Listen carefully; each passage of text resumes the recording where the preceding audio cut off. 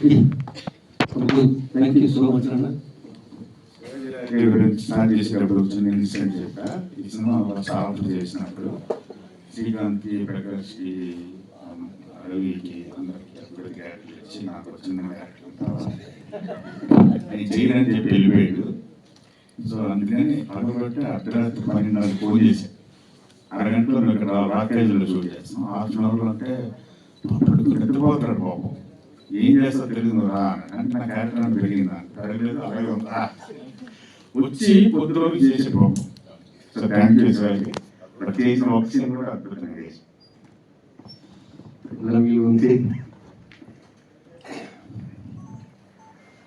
మిత్రులకు, electronic media వారికి, ఇక్కడికి విచ్చేసిన శ్రీకాంత్ గారు, కృష్ణవంశీ పలుమానికి నా హృదయపూర్వక నమస్కారాలు. మధుమూరి గారు చెప్పు. Thank you so much sir. ఇంత అద్భుతమైన సినిమా తీసిన దీనిలో మాకు అవకాశం ఇచ్చారు.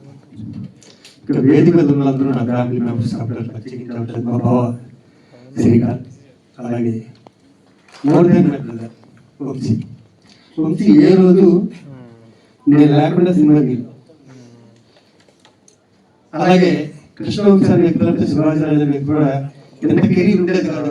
40 సంవత్సరాల కెరీర్ ఉండేది కాదు. ప్రతి సినిమాలో ఒక సినిమాలో నా క్యారెక్టర్ ఉన్నట్టు ఇంకో సినిమాలో ఉంటుంది.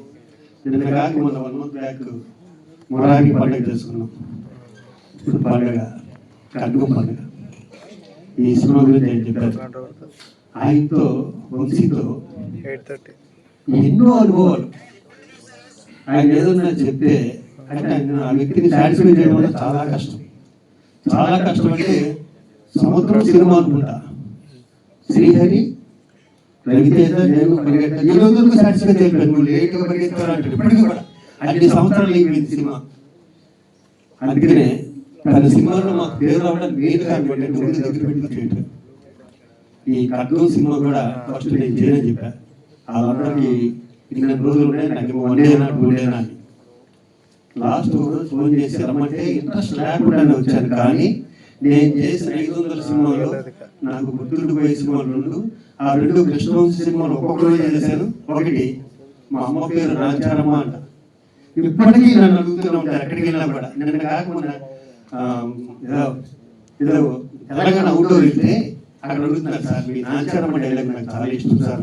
అది ఓన్లీ హాఫ్ అన్ అవర్ చేయడం జరిగింది. ఎంత దుర్మార్గుడు అంటే షూటింగ్ జరుగుతుంది చంద్రలేఖ అనుకుంటా. సరదాగా చూడటానికి అయితే సాంగ్లో పెట్టినాను. ఒక రోజంతా సాంగ్ తీశారు మా మీద, నా మీద ఉత్తేజం మీద. అలాగే ఏ రోజు తెగ చెప్పలేను చూసి నువ్వు లేకపోతే నేను లేను బయటకి. అక్కడ అవకాశం నాకు మన మొరానికి కూడా చెప్పడానికి కుదరలేదు. ఇప్పుడు love you, thank you so much. అలాగే మా బావ గురించి ఎంత చెప్పినందుకు 120 సినిమాలు చేసిన శ్రీకాంత్ ఇప్పటికీ మొదటి సినిమా చేస్తుంటే ప్రిపేర్ అవుతుంటాడు. ఇంట్లో దగ్గర చూస్తాను కాబట్టి మాకు తెలుస్తుంది. ఇంట్లో నుంచి బయలుదేరి దగ్గరికి వచ్చే వరకు ఫస్ట్ సినిమా చేస్తున్నాడు. ఇదే నా మాట సినిమా. అందుకని ఎంత లాంగ్ కెరీర్. తన తర్వాత ఎంతమంది హీరోలైనా కూడా మా కళ్ళ ముందు వెళ్ళిపోతే తనతో పాటు సమానంగా వచ్చి ఉండారు. Great great. అలా చేసుకుంటూ వెళ్తే నువ్వు ఇంకో 30-40 చేస్తూనే ఉంటావు. అలాగా ఇందాక వెనకాల మళ్ళీ కామెంట్ చేశారు, నాకు బాగా నచ్చింది. అది మీరా ఈ కుర్రాలు ఇంకా కుర్రోళ్ళు ముసలి అయిపోతున్నా నాకు అర్థం చేసుకున్నాను.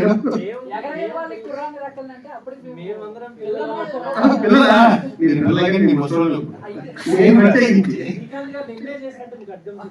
సూపర్